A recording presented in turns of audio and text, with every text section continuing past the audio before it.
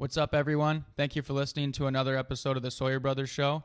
Please be sure to follow and subscribe to the show on Apple Podcasts and Spotify, and then follow our podcast accounts and SDI accounts on all socials. We post daily on Instagram, TikTok, Facebook, and YouTube. We appreciate the support and listens greatly.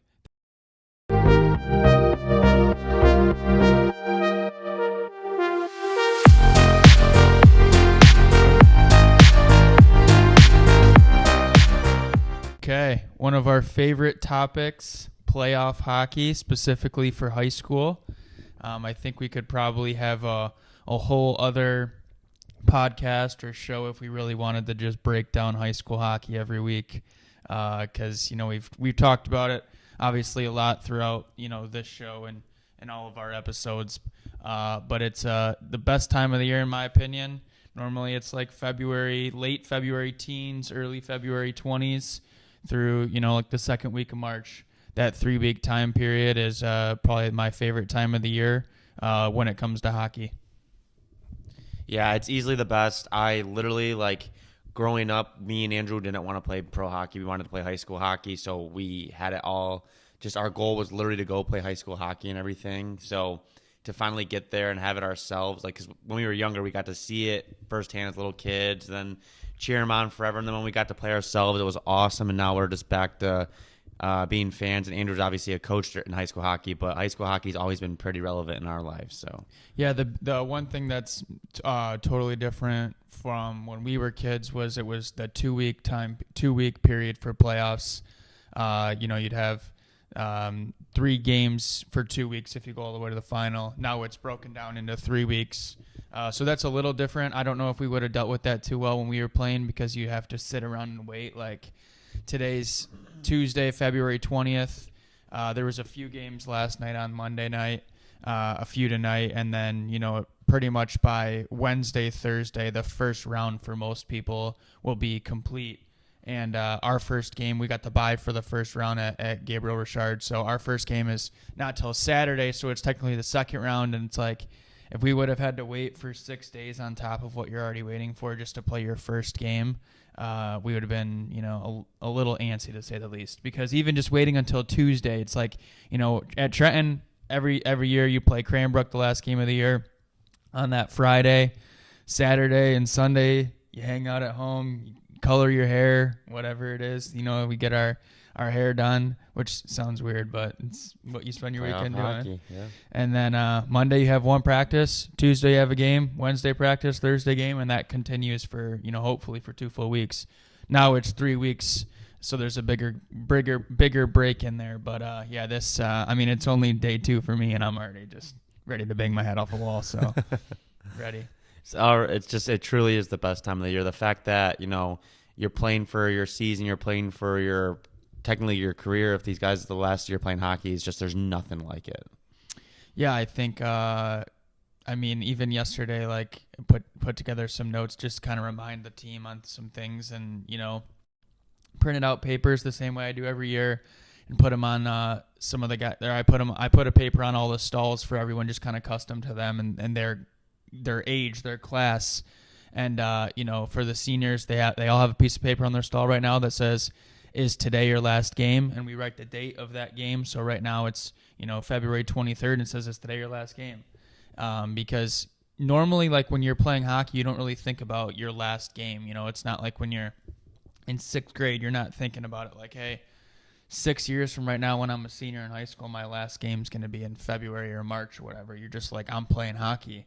And obviously there are guys that move on after high school hockey, but, the vast majority, your last game your senior year of playoffs is whenever, it's your last time playing organized hockey. And I kind of literally every year we put them up, I put them up there and talk about it, and then you can just see it in their eyes. They go from knowing that it's a thing, that it is their last game potentially, to fully realizing it and taking it in the moment, and then it's just a whole different thing. So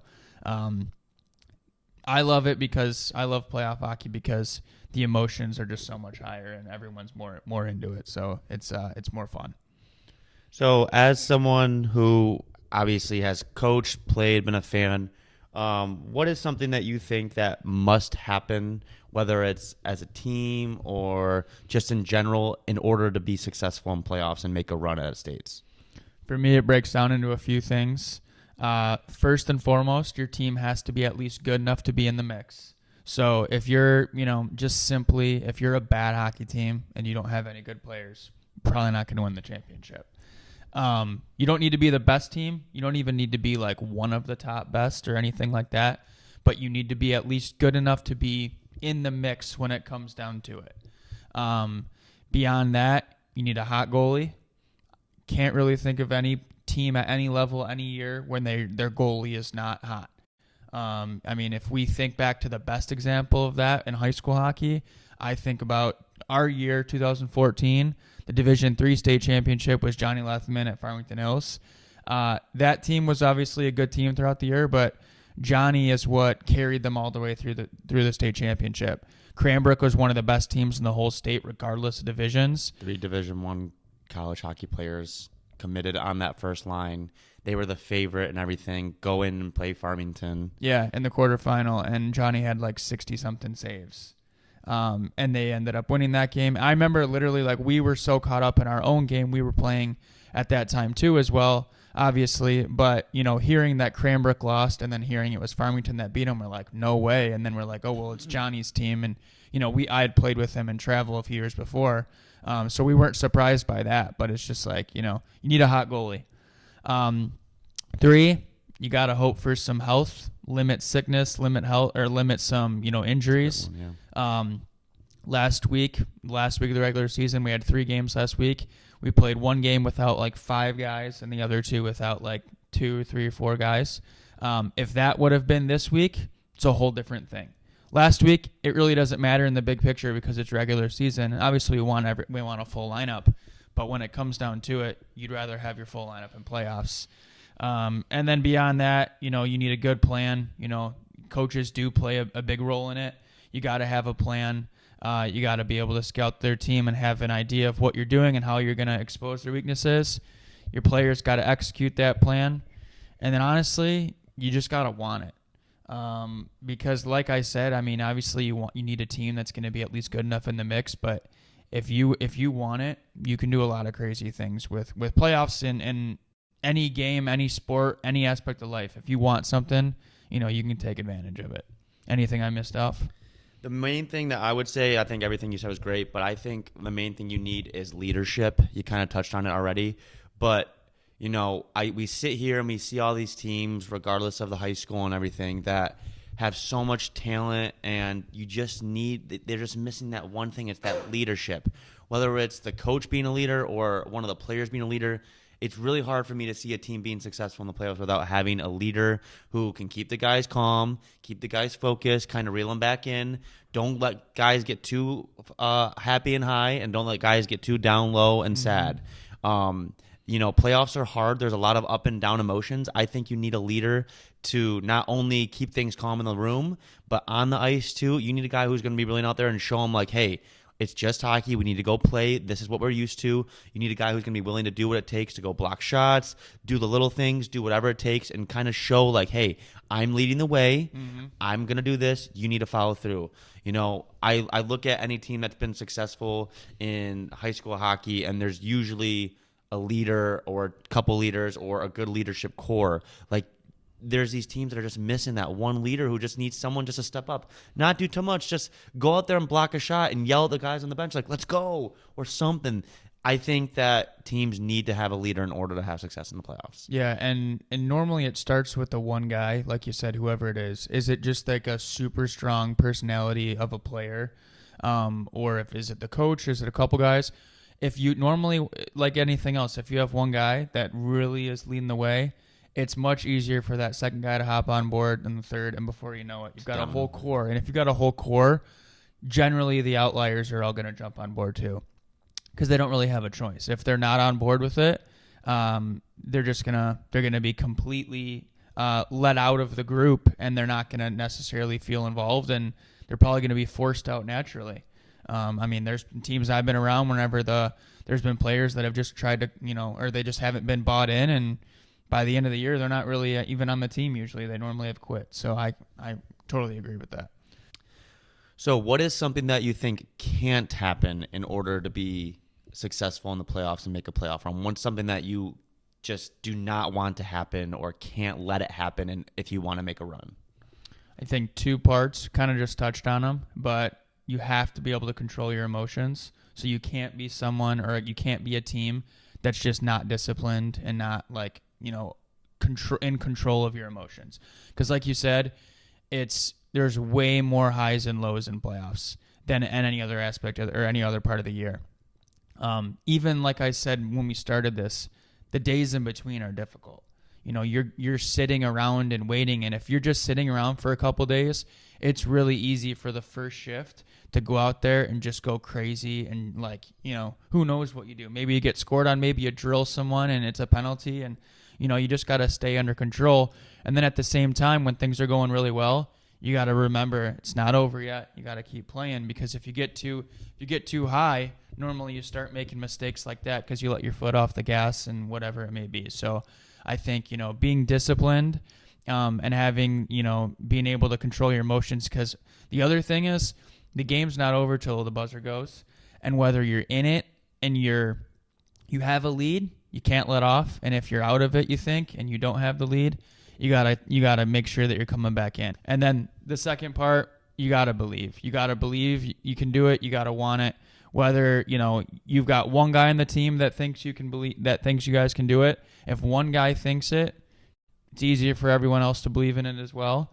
And on the flip side, on a negative, if the whole team thinks you guys are going to do it, and then one guy starts doubting, a lot of guys are probably going to fall through on that too. So it's you got to make sure you want it. You got to believe. And I don't know.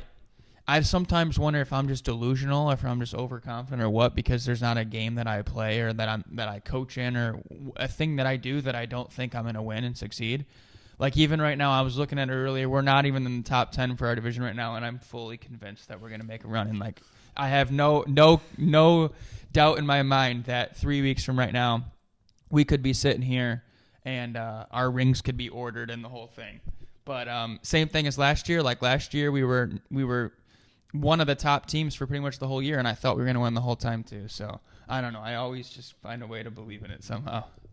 So, and that's what you need. And, I think, like you said, it carries over to everyone else because I'm sure that energy and vibe is the room. So just to kind of piggyback off that and what I think can't happen in order to make a run is, and I'll explain, but you can't be scared.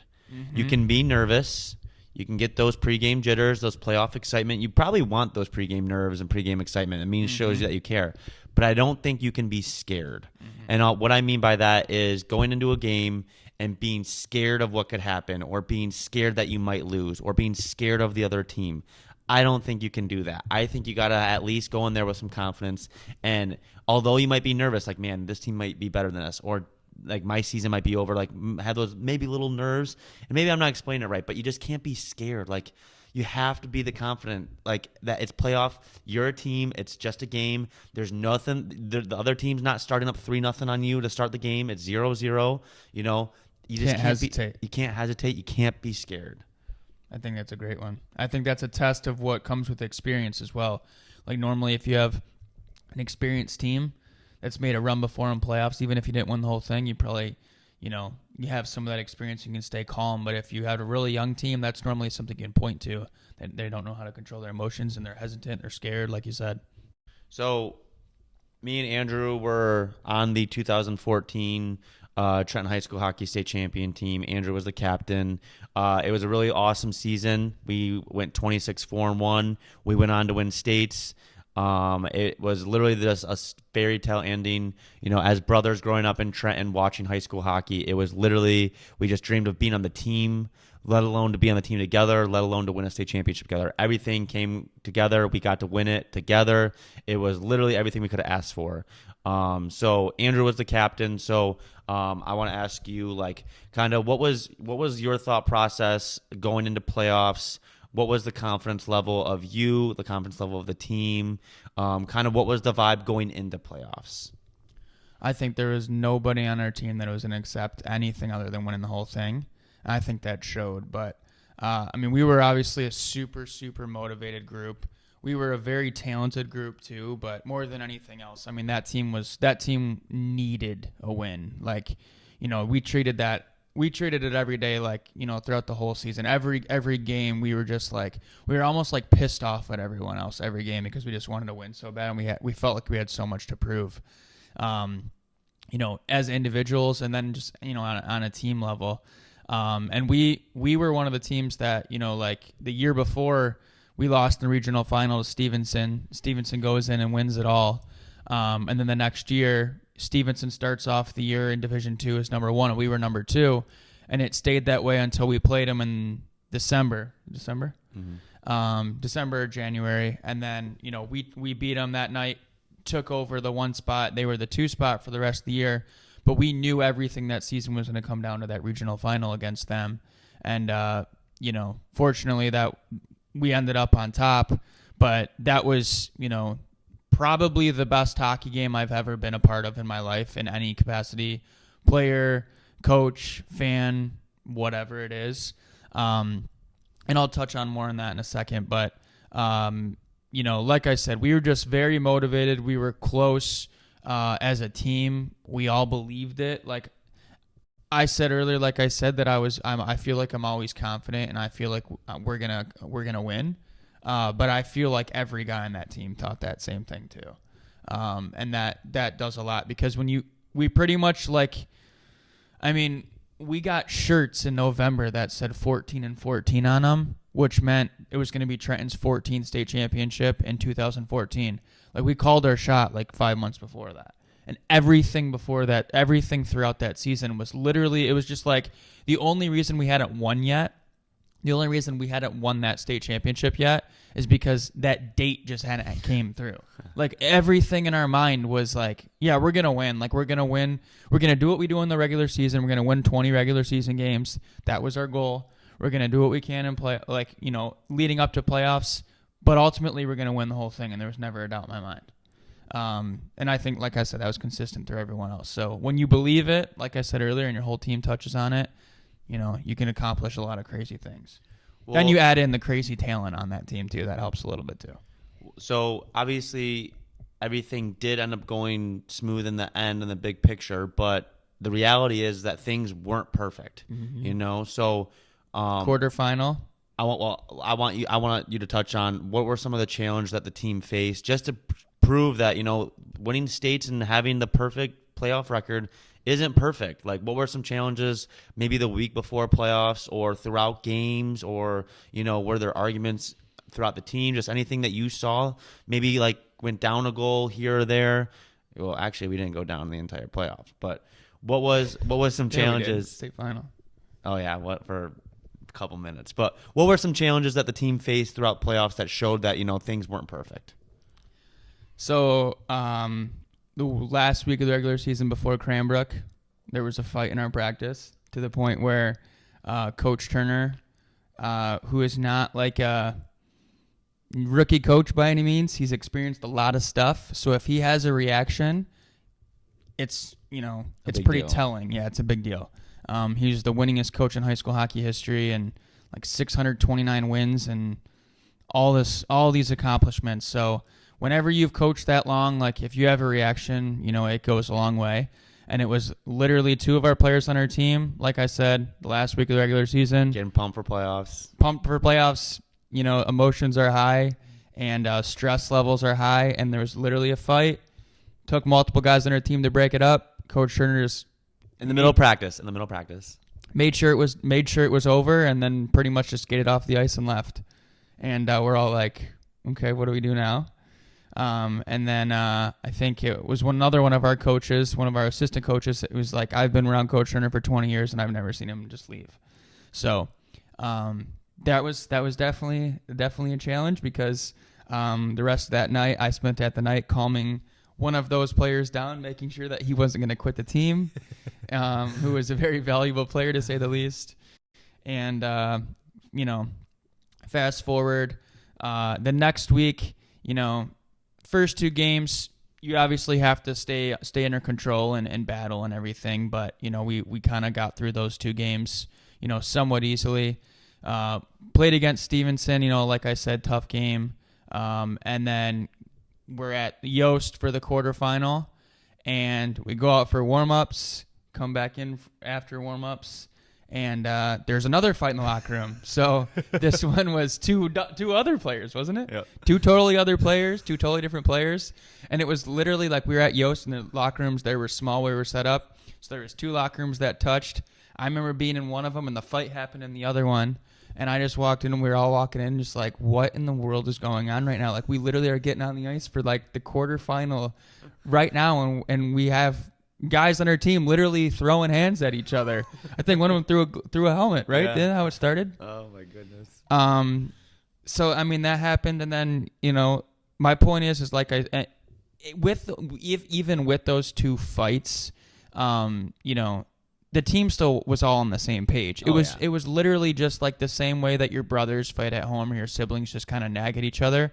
When your emotions are high and you've been together every single day, and it's the 5th month of the season or 4.5 months in, you're going to experience some of that crap. The other thing I'll say too with that, or another challenge I would say, is when you're on a good team, normally part of the reason the team is having some success is because you have a lot of good, talented individual hockey players that play well together as a team. But it's natural that when the spotlight's on and when it's shining, you want that attention on you. And we had a lot of good players that, honestly, like, it was one of those things where there's all these good players, but there's only one puck regardless of it.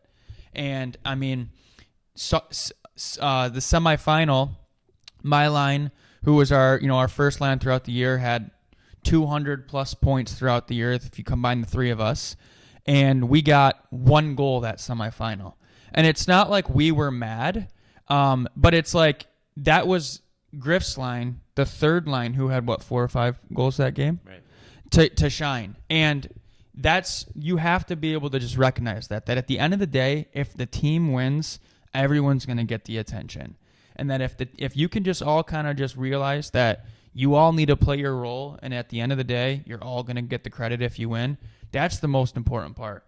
Because, other guys on our team totally could have just been upset various points in the playoffs and said, you know what, I'm not getting the attention I deserve. I need to get more, and then they become selfish. But every guy on that team, just wanted to obviously win, and we were rewarded for that, I think. The biggest game of the year that we'll touch on in a little bit, I was a third-line player. I was a sophomore, and, I thought about this game for the last year, my whole life. It's my first regional final and everything. I had 4 shifts the entire game, but I was so pumped. I was so excited to be there. I didn't care that I wasn't out there. I just wanted the team to win. We had guys that didn't touch the ice at all, and they were just so positive and happy to be there. And those are the kind of guys that will help you win a state championship. When you come back to a bench, who Andrew's out there every other shift, and you have a guy who hasn't touched the ice yet come up and hit his back and say, you're doing awesome, keep going. Those are the kind of guys that make an impact without contributing on the ice specifically. And those are the kind of guys you need to win a state championship. And you look at that roster, there's not one guy on that team that I can think of that was not wanting to win or just wanting the team to win. I don't know if anyone wanted like you said, spotlight. Like, you need that for the team. The only guys that weren't about that way were the guys that didn't finish the season with us. Mm-hmm. We had a couple guys that started that season with us, and they didn't end it with us because they didn't fit that mold. But yeah, I mean, it all comes down to just not having too much of an ego. Whenever you've got a lot of good players, there's a lot of ego involved, and if you can put that aside and just focus on the team aspect, then you find the success, and everyone's happy at the end of the day. So as a leader, as a captain of that team, you're about to go into the state championship. We talked about not getting too high or getting too low. What was some things that you thought or some things that you did that maybe helped the team prepare and realize, hey, this is it. This is the state championship. Leave it all out there. Is there anything that comes to mind that makes you think like, man, like, what did I do that like really set the tone, or like what leaders need to do to set the tone for a big game and not get too nervous? I think just naturally, just like, I don't think I had to do anything different that day necessarily. I think, I led by example a lot of times, and guys kind of, but I also had a really strong leadership group around me. Like our senior class was a lot of strong personalities, and we were all on board. And then our junior class was all on board with us, and that there was no other option. The sophomores were on board too. So I think just normally, like, you're gonna follow your leaders, but we were all kind of doing, normal stuff, and it was just one of those things where you just take it in and enjoy the moment, because you don't. I played hockey my whole life. I played in 4 state championships in my life, lost 2 of them and won 2 of them. And only one of those was in high school. So I knew that was my last game in high school hockey, and the other guys on the team, they didn't know if they'd ever get back to a state final. So, you gotta enjoy it too, because it's intense and it's scary and all those things, and you gotta limit those and just think about how it's just another hockey game, but it's supposed to be fun. Like, you don't get to walk out on a Saturday in front of all your school and your family and friends and like your whole city and community, and everyone that's not there is checking in on Twitter and social media to watch it. I mean, I remember walking out at the tunnel. Our game was at in the morning, either 10 or 11. I don't know. They rotate years, whatever it was. Let's say it was at 10. It doesn't make a difference. But we walked out. We get to the rink. We had already went to the rink or at Trenton, loaded up the bus. Our family and friends and stuff come there and kind of send us off. The police drives us to the down the street, kind of like a police escort. Then we get to the rink, and it's probably 2 hours before game time. I remember walking out to the tunnel, just taking a look at the ice. There are already students there. So I actually think there was a little bit of a fight that day, because the junior girls and the senior girls wanted the front row. So, but they're all there. So like, you don't normally get to play in front of all of those people every day with the chance of winning a state championship and like living out a dream that you had your whole life. So let me ask you, your whole life, all the work, all the stress, literally everything that went into it, an entire season, the grind, was it worth it? Yeah. I don't know if you can really summarize all the words for it, because that's the thing that players don't realize, is that like when you win, like say a regional championship, that's awesome. You've made it. You've moved on. But the hype that builds for every game, every round is so different. And when you actually win it, like you talk about, I mean, it's 10 years and we're just talking about it like it was yesterday. And it's like, we've done other things with our life, like, but it's still just like, it's so important. And like, if we don't win that, some of those memories probably aren't as fresh in our mind, because we don't want them to be. And they're not, like, some of those things don't happen, but like when you win, I mean, it's like, you win, you celebrate on the ice with your team, you celebrate in the lobby with your family, you go back to the rink and you celebrate again. You have a party that night that gets busted by the police and goes home and all that stuff. Like, all that stuff happens. Then the next week you get to have the captains design the rings. Then you have another party at school. Then you have a watch party 2 months later when the highlight video is done at the theater downtown Trenton. Like, things just continue to pile on and pile on and pile on when you win. Or when you lose, it's like, unfortunately, you lost. It's kind of over like that. You still have your celebration for the season, your banquet and whatnot, but when everything's about the fact that you just won, like, it's a whole different thing. So I want to touch on a couple memories you have, some of the most memorable games, and then I want to finish it off with talking about a couple fun topics, and then we'll give some advice to some players who are entering their playoff hockey their season. So we're touching on the 2014 season, the year that we won and everything. Tell me about the most memorable game, kind of set the scene, tell some fun stories, your point of view of the game. So like I said, we lose to my junior year, so the 2013 regional final, we lost to Stevenson. Stevenson was really good that year. Go on and win states. And then, like I said, all the hypes around them, some on us too, but because they had just won states and they were returning a lot of their guys, there was a lot of attention on them. They had, 2 of the best players in the state, and then a third player on that line that was really good too. Dom Lutz, Tyler Irvine, and then Devin Kelly. Dom Lutz won Mr. Hockey. Him and Tyler Irvine both went on and played Division I college hockey, and we're studs the whole way through. So we actually grew up playing against them in youth hockey as well. So just everything came down to that game. When we got on the ice and they do the little ref talk with the captains at by the center ice dot, the ref looked at us. It was me, the other two captains, and then their 2 or 3 captains.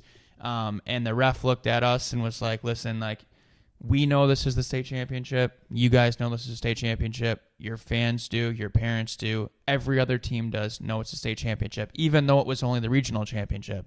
And they're like, so we're going to treat it like that. And it was at Yak Arena in Wyandotte. I mean, it was packed. They had the bleachers, the 2 sets of bleachers behind the net. One was all the Stevenson students. One was all the Trenton students. And it was just like, I remember if you watch the video now, which I can barely watch the videos because I just stress, and I know you can't. I know you do too. So anxious. If you watch, it's like the whole crowd's full and all the bleachers, but then there's like it wraps around the wall, the glass as well, with like 3-4 deep. And you can like see like people on a bench and behind the wall, like all the way at the wall, just kind of trying to look over people. So like literally everything you want. Everything you want from a high school hockey game. Like, the whole AAA high school debate, that game, you could take that game and say, this is the pinnacle. This is the epitome of high school hockey in playoffs.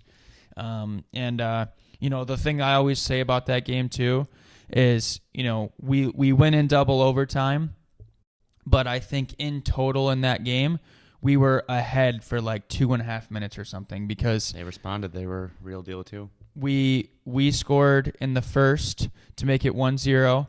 They scored, I think it was like 2:20 later. In the second period, we score. They scored the next face-off. I think it was like 17 seconds. Yeah. Like that. So in total, we were up like 2 minutes and whatever. I think it was just under 3 minutes.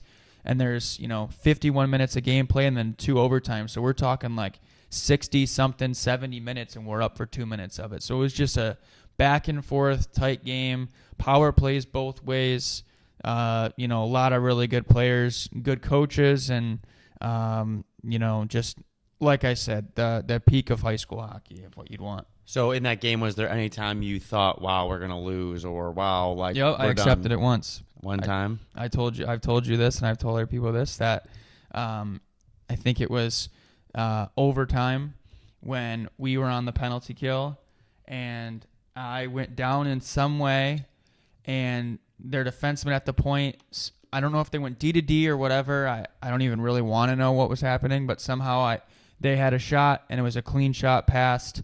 And then I looked back, and I was like, there it is. It's over.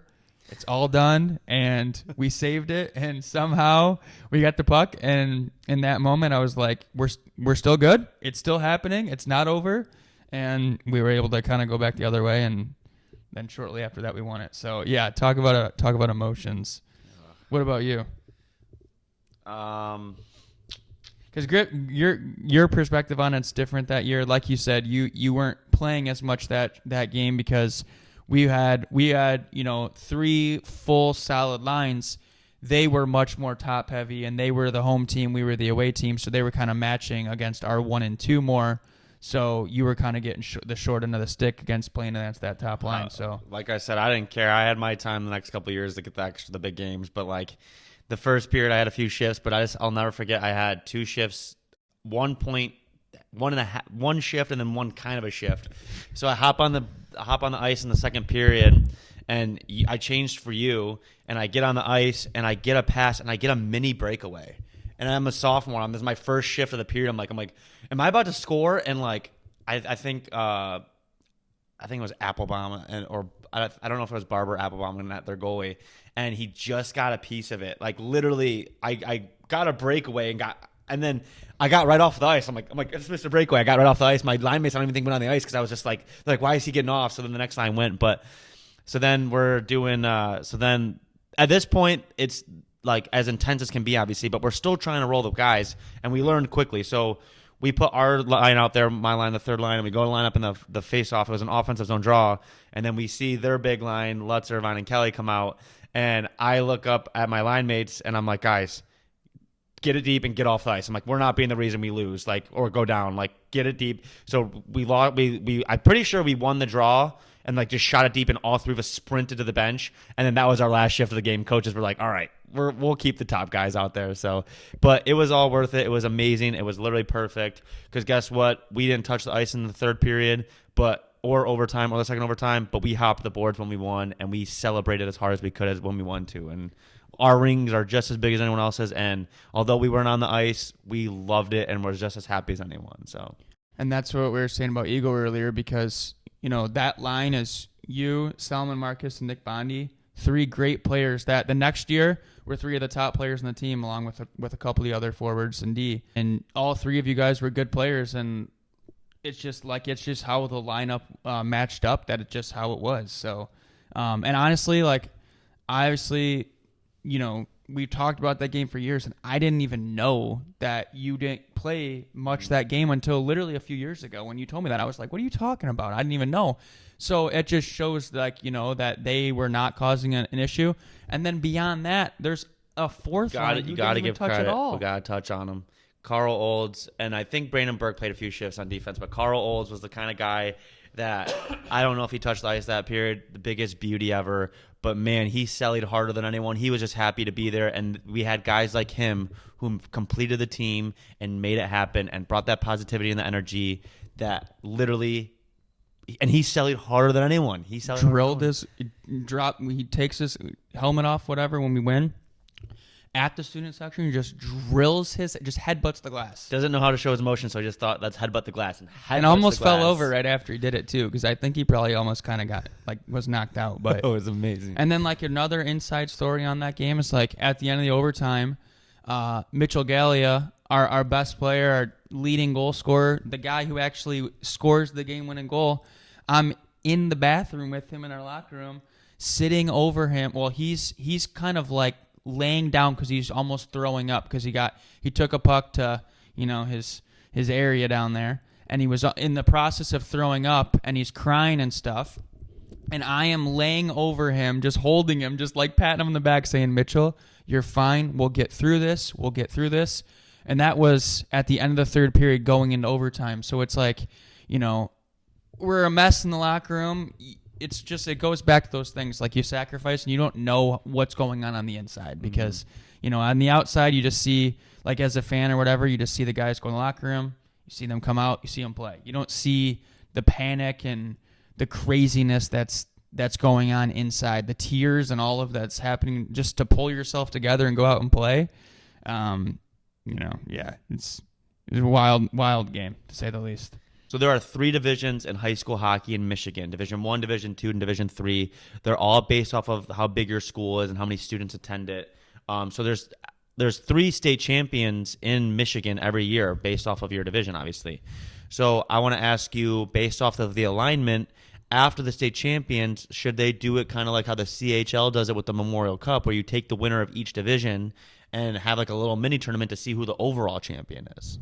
Yeah, so that's a great question. I think it's asked. It's probably the thing that's talked about and debated more than anything else every year with high school hockey. I don't really think there's a perfect way to do it or a perfect way to update everything. The things that come into play every year are, should there be 1 division, 2 divisions, 3 divisions? Should it be a private division and then a public school division? How should it all be set up? How do you find out if there's just one overall champion? For me, I think consolidating down to 2 divisions would probably be a nice update, but not public versus private. I don't believe that a public team is just naturally weaker than a private team or vice versa. When we were in high school, we beat private teams, we beat public school teams, we lost to private teams, we lost to public school teams. So I don't think it's one or the other. I don't even really like the whole debate about the recruiting aspect. You're either good enough or you're not. And obviously some schools have a higher, population and they can do more with it naturally. But I don't know. I do think it would be cool in some way if they could find a way to have just one overall champion. Maybe they did, the Division 1, 2, and 3 champions then advance, and then the next highest at large team goes on, and then there's 4 teams, and they do a semi-overall and then a final. Something similar to that. However, then it's a matter of, okay, where do we play those final 3 games at? Do we do it a whole other weekend? Like normally with high school hockey, you have the game count thing, and then it goes into, the season's over. So it's like, do you play those the day after on Sunday? Do you play those on Monday? Like, does it cause an issue with spring sports? Like, there's all these different things that, go into consideration. So I don't think there's just one way to simplify it and make it all better. I think the way it's set up right now is pretty good. So as we close here, a lot of players, they're entering their playoffs this week, and, they could be playing their last ever hockey game like we ever talked about. So do you have anything that you want to tell the players, the seniors, specifically the juniors, sophomores, freshmen, the coaches, the fans, anything, some advice on how to make this their best playoff run yet? I think like anything else, live in the moment, take it all in, and, do what you can to put yourself and your team in the right position to succeed, because like I said, there's certain things that you can't do over and over again. I think just, living in the moment, taking it all in and do it when you can would probably be my overall advice. What about you? I'd say have fun. There's nothing more fun than playoff hockey. There's nothing more fun than the routine, like we've talked about, of preparing for each game, having that intense playoff vibe. Have fun. Hockey is meant to be fun. That's why we play it. Yes, take it serious. Yes, take it as intense as you can, but have fun. It's supposed to be fun. Cool. Well, that sums it up for us. Best of luck to all the teams and players and coaches and everyone that's involved in the state playoffs over the next few weeks. And we'll see you guys next week.